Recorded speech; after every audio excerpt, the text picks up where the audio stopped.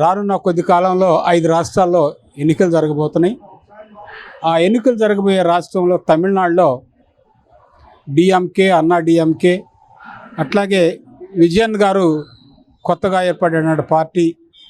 ఈ పార్టీలో వాళ్ళు డిఎంకేతో కానీ అక్కడ అన్నా డిఎంకేతో కానీ పొత్తు పెట్టుకోవడానికి ప్రయత్నాలు చేశారు. అంటే ఆ పార్టీలు ప్రయత్నాలు చేశారు. వీళ్ళు నేను స్వతంత్రంగా, నాకు శక్తి ఉంది, స్వతంత్రంగా నేను పోటీ చేస్తానని హీరో విజయన్ గారు చెప్పారు. అంటే ఇక్కడ తమిళనాడులో ఉన్నటువంటి 296 ఎమ్మెల్యే స్థానాలకి ఇప్పుడు విజయన్ గారు ఏర్పాటు చేసిన పార్టీలో ఎమ్మెల్యేలు వాళ్ళకు గుర్తింపు ఉన్నటువంటి వాళ్ళకి, ఆర్థికపరమైనటువంటి శక్తి ఉన్నటువంటి వాళ్ళకి సీట్లు ఇచ్చారు.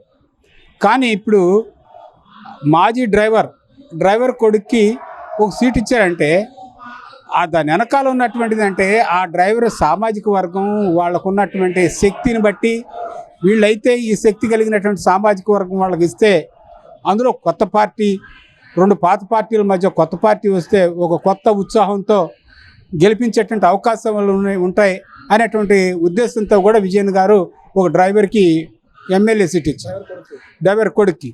దీని వెనకాల ఉన్నది కూడా ఏంటంటే విజయన్ ఒక ఆదర్శవంతంగా సీట్లు ఇవ్వాలంటే, ఇప్పుడు సహజంగా ఒక పార్టీ సీట్ ఇవ్వాలంటే, ఎమ్మెల్యే సీట్ ఇవ్వాలంటే లక్షల్లో డబ్బు పే చేస్తే కానీ బీఫారం ఇచ్చే పరిస్థితి కాదు.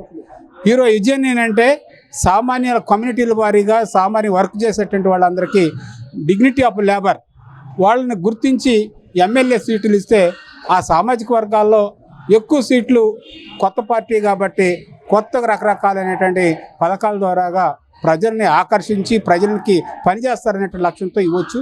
ఇది